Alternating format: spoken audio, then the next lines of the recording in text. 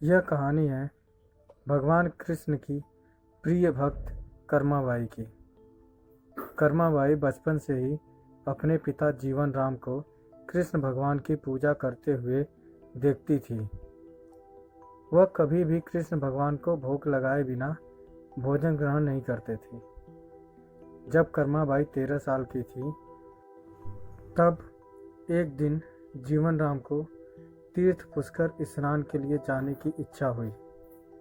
साथ में उनकी पत्नी भी पुष्कर स्नान की इच्छा प्रकट की।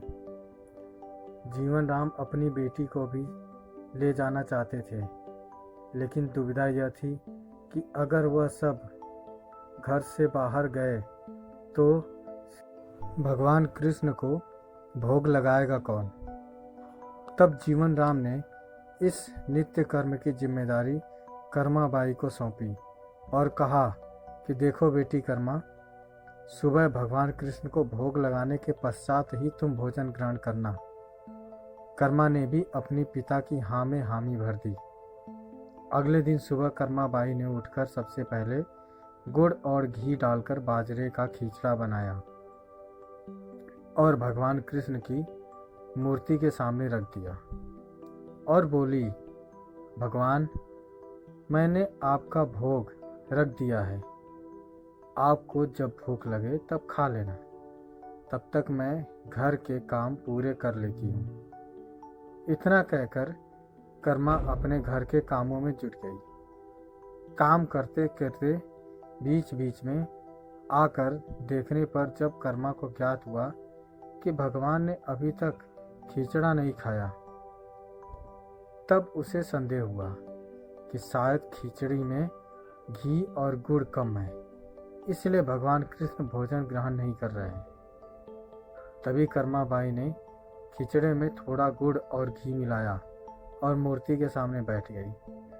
वह बोली, भगवान, मेरे पिता जब खिलाते हैं तब तो आप खा लेते हो, तो अब क्यों नहीं खा रहे हैं? और अभी तो पिताजी बाहर गए हैं, उन्हें आने में बहुत दिन लगेगा, तब तक आपको भोग लगाने की जिम्मेदारी मुझे दी गई है, इसलिए जब तक आप भोजन नहीं खाएंगे मैं भी कुछ नहीं खाऊंगी।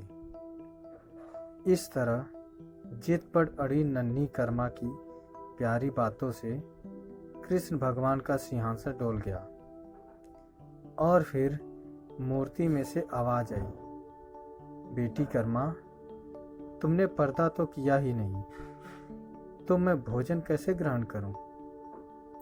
तब कर्माबाई ने मूर्ति के आगे अपनी चुनरी का पर्दा किया और कुछ ही समय में मूर्ति के सामने रखी खिचड़ी की थाली खाली हो गई।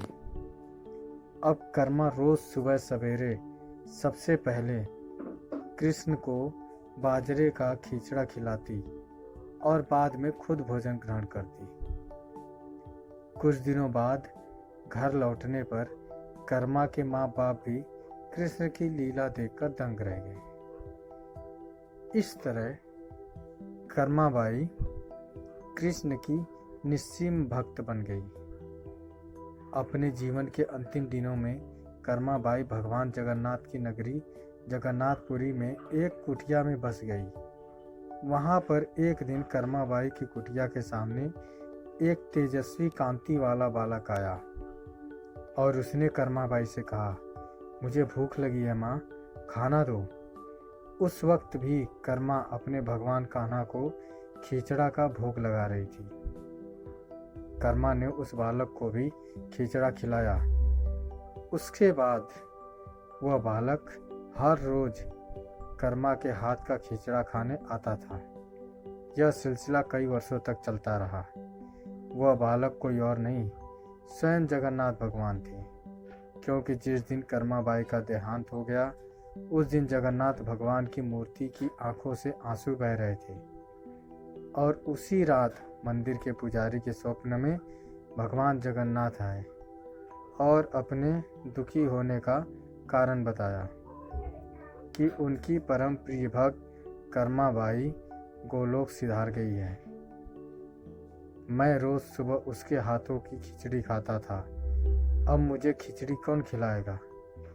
अगले दिन से मंदिर के पुजारियों ने निर्णय लिया, भगवान को रोज बाजरे का खींचड़े का भोग लगेगा और उस भोग को नाम दिया गया कर्माबाई की खिचड़ी। दोस्तों, भगवान के परम भक्त कर्माबाई की ये कहानी आपको कैसी लगी, प्लीज़ हमें कमेंट करके ज़रूर बताइए। अगर अच्छी लगी हो शेयर कीजिए, सब्सक्राइब कीजिए और लाइक कीजिए। आपका बहुत बहुत धन्यवाद।